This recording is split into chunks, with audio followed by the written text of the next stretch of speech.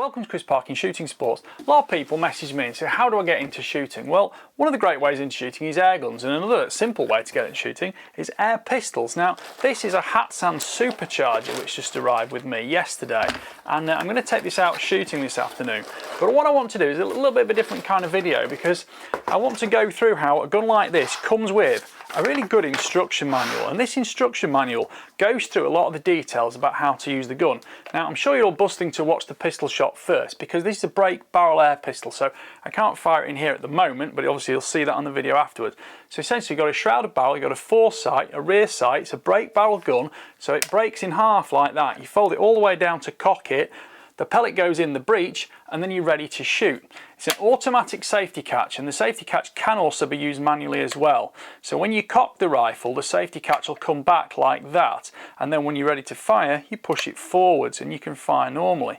Now, this has a special recoil reduction system, and you can see this in operation because actually the whole barreled action moves rearward within the pistol grip assembly. You can probably see it like that, and it reduces the felt recoil, which is not massive anyway, but it also gives you a little bit more consistency on target.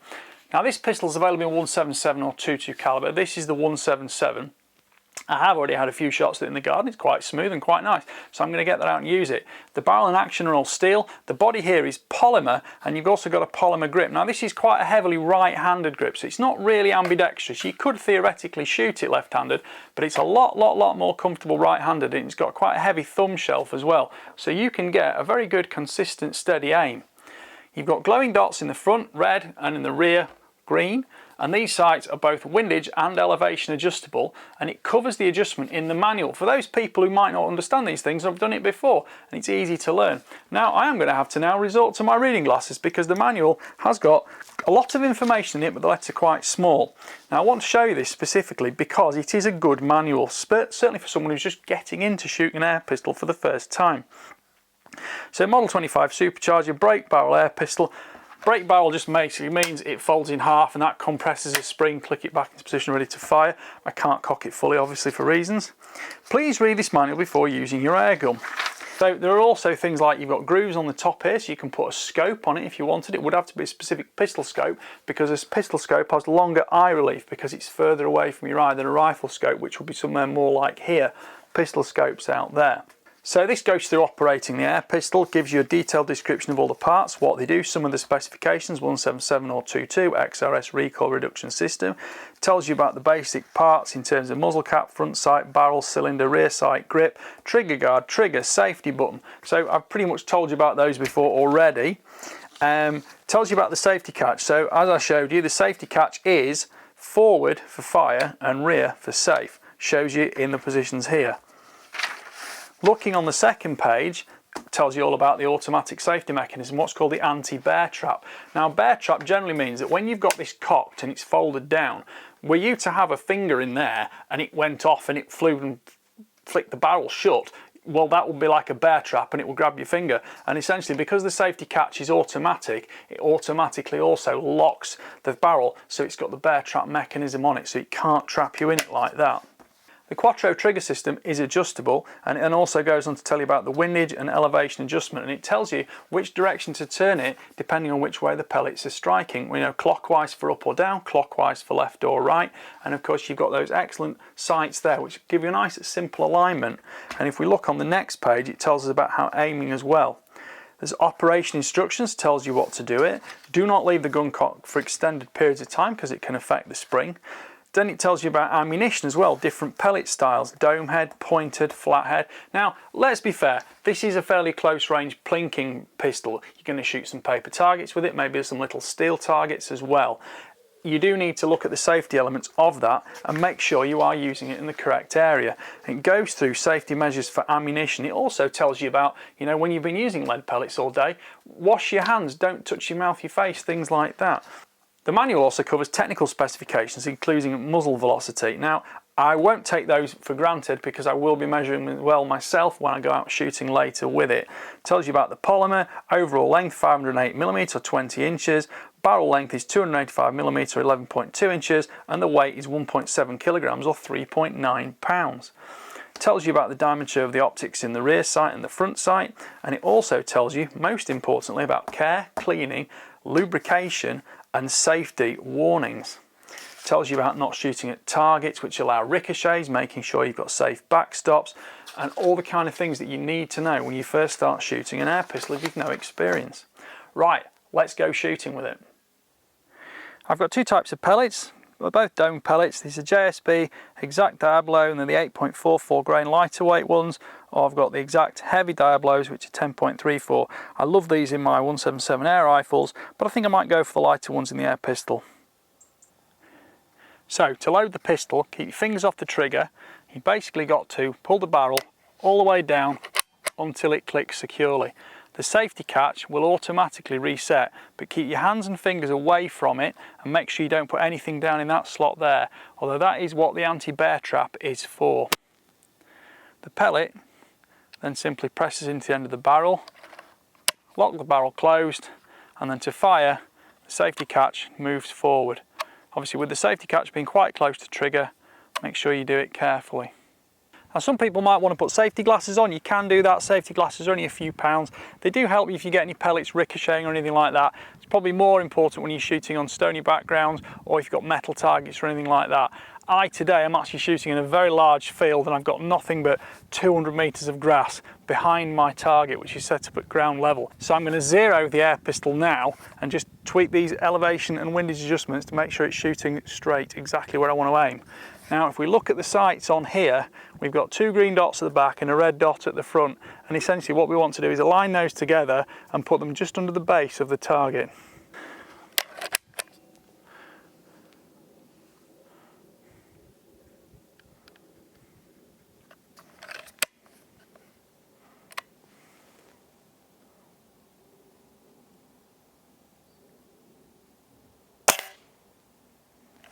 Now, there's very little recoil or anything like that. It's more of a springy twang jump from the pistol. But the trigger is actually very smooth and quite predictable in use. I've only had 4 shots out of it in total. I'm no expert at pistol shooting. I'm fortunate if I did actually shoot pistols before they were banned in '97. But essentially, I like to keep a reasonably firm grip without too much muscle stress or pressure, and I like to make sure I've got a good steady squeeze on the trigger. I might be right, I might be wrong, but that's the way I do it and the way it's worked for me. And obviously I squeeze the trigger so the brake just ever so slightly surprises me and it stops me twitching and flinching. It's actually really pleasant to shoot because the recoil on it is very linear because of that system where the actual whole gun is moving slightly within the grip.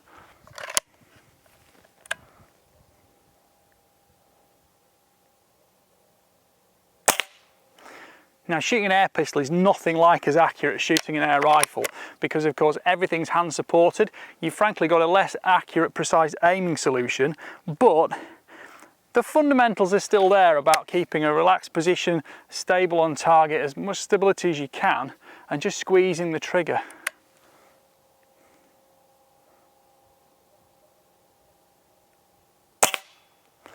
I'm going to shoot a reasonable group size because it'll, eradicate those weaker shots and it'll give me an overall position of where the pellets are actually striking.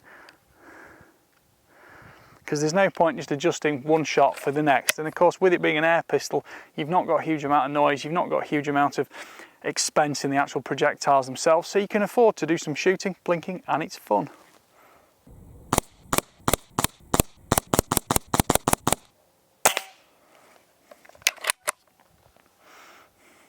And of course, I've just got the pellets in my back pocket.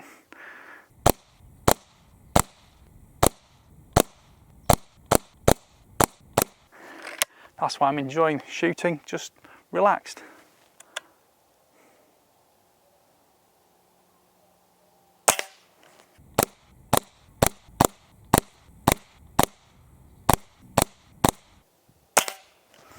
Now, I've got a huge field in the distance behind me, so I have no problem with pellets going through or leaving the property. You have to be absolutely assured that pellets are not going to leave your property wherever you shoot, and make sure there's no ricochet risk either. There are all sorts of different targets available to make sure that the pellet is fully absorbed by the target system where it goes through. So if you've got little metal plinking targets, there's usually like a little cage around them so that the pellets strike and fall within that cage. They don't ping off and shoot over people's fences.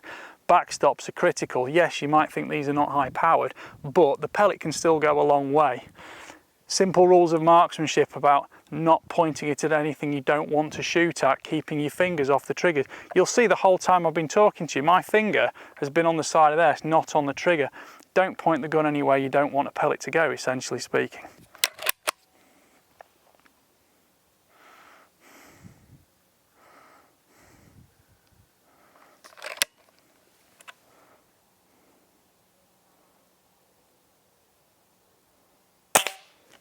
And certainly don't take the safety catch off or put your finger on the trigger until you're pointing in a safe direction.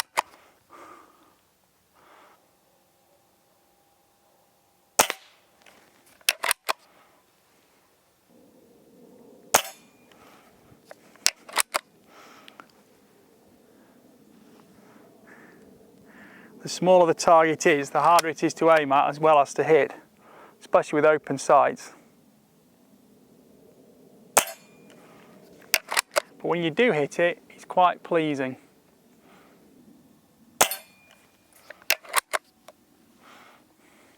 This is quite challenging, but very fun. And the important thing is squeezing the trigger, not snatching at the trigger. Because if you snatch at the trigger, you'll twitch the whole gun. If you squeeze at the trigger, you can maintain that steady aim.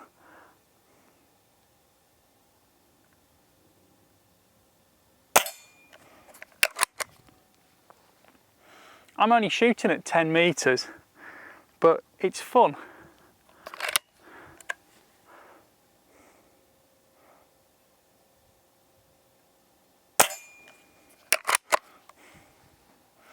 Now this particular target, it's a little bit too heavy and the power isn't quite there to flick them over, so I'm just shooting the top reset one every time. Oh, there's my first miss again. So I missed the first two, missed the last one, all the ones in the middle I did hit. I'm smiling.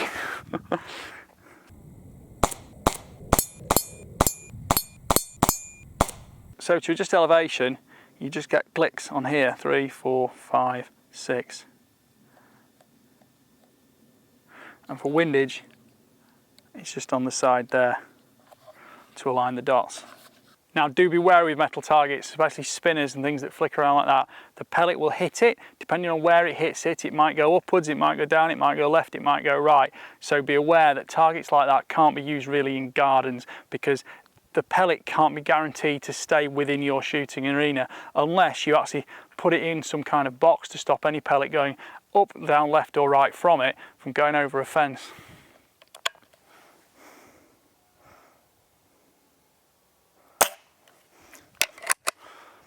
I'm actually getting some quite good consistency from this. I'm just going to make a few.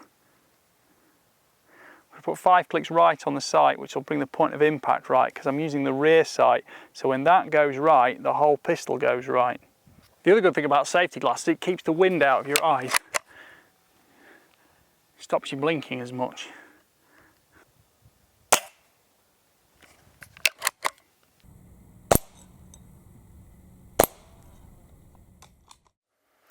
Well, you've seen me out shooting with the gun, and I have to say it's performed extremely well. It's very nice to use. The polymer here, and it's got grippy on the barrel as well, and the shroud, so it's easy to cock, it's easy to get hold of. The option of adding a sight to it will improve the precision a little bit, but that's an optical sight, it's a lot more money. And using open sights like this is actually very good fun, and it teaches you a lot about shooting, about trigger control and maintaining a stable point of aim while squeezing the trigger to make sure you're not twitching it as it goes off by tugging at the trigger. Construction seems very durable, I'm totally happy with it, and I have to say that little bit of recoil movement there does seem to make the gun incredibly smooth to shoot. You get a little bit of spring twang off it, but that's the same as any spring piston air rifle or air pistol, and I'm more than pleased to use it. The grip is solid and tactile, the trigger feels good, and the safety catch is very easy to manipulate with that forward finger. The fact it resets it and you've got an anti-bear trap device on it makes the gun a whole lot safer. It's very important to state you should only shoot any firearm on land where you've got permission to shoot, which is suitable for it, or a club or range or something like that. It's not something you can just walk out and about with, go anywhere you want. In terms of accuracy on paper, well, you can see I did a bit of a zeroing group there when I was just sort of setting up at 10 meters, and then that's the lighter 8.4 grain pellet, and that's the heavier 10.3 grain pellet. One thing I will say is that when you're shooting an air pistol with open sights like this, it's very much down to the shooter, and it's no point saying what's the smallest groups, what's the most accurate one. It's the one that you're going to shoot the best, because the great thing is you're not shooting particularly far. I mean, 10, 15, 20 meters maximum, depending on the size of the target you're using, is a serious challenge. And the thing is, if you've got a nice plain target, you can see the pellets going through, and you can immediately compensate and assess what's going on, and, you know, train with it, enjoy shooting it. It's very good fun. I mean, I shoot rifles virtually every day of the week, and there's not really a lot I discover about myself shooting them on most occasions. Whereas with this, I enjoyed shooting it for a couple of hours, playing about with different things, and I really enjoyed it, and I think anybody who owns it would do too. It's not an expensive pistol to shoot, and you know, a tin of 500 pellets would last you a whole day, and believe me, by the time you've done with it, you'll be quite tired. I thought the gun was fairly quiet to shoot. It certainly didn't have any extreme vibration or discomfort to it, and with between 3.8 and 4.3 foot-pounds, it's well within the 6 foot-pound legal limit in the UK. It's not about power with these things, it's about the precision with which you can shoot them, and it's a superb practicing tool to really teach you patience and the mental game of shooting. The sights were easy to adjust. I found them quite easy to align, and my eyesight is not as good as it used to be. I did leave the shooting glasses on mainly because it was breezy and I just didn't want the wind in my eyes. I would wear shooting glasses with an air pistol, because if you are quite close to the targets, especially if you're using reactive targets, you can get some bounce backs. So be very careful with what types of targets you use. I would always use something that will absorb the pellet, and if possible a box around the target to totally contain any possible ricochet whatsoever, because pellets must not leave your land. Now, I weighed the trigger port and it comes in at 306 grams or 46 ounces. You can't weigh a trigger port on something like this inside, because you can't dry fire a gun like this. Any kind of spring pistol, air rifle or pistol mustn't be dry fired. So I took it outside, cocked it, loaded it as normal, and using it into the ground, I used a trigger pull gauge and made sure I got an accurate measurement for it. I think the trigger is actually quite consistent. It's got a slight two-stage feel to it, and it teaches you that important gentle squeeze while maintaining your sight picture and not twitching your hand with it. Now, most shooters can use this gun. Taller shooters, stronger shooters might even shoot it one-handed. I shot it two-handed. Smaller shooters might want to use a supporting hand, maybe shoot from kneeling down, sitting, or from elbows like that, and they'll get a great opinion of using the gun with it. Now, overall weight for those shooters comes in at 1,550 grams, which is £3, 6.7 ounces. And okay, there's not a huge amount of, certainly not painful recoil, but that weight does just dampen the recoil slightly, and that smooth spring action there, I think, is one of the superb factors of this gun. Right, well, I hope you've enjoyed that review. Please like, subscribe, comment, don't forget to click the notification bell and keep track of the regular uploads. Thank you for watching, bye for now.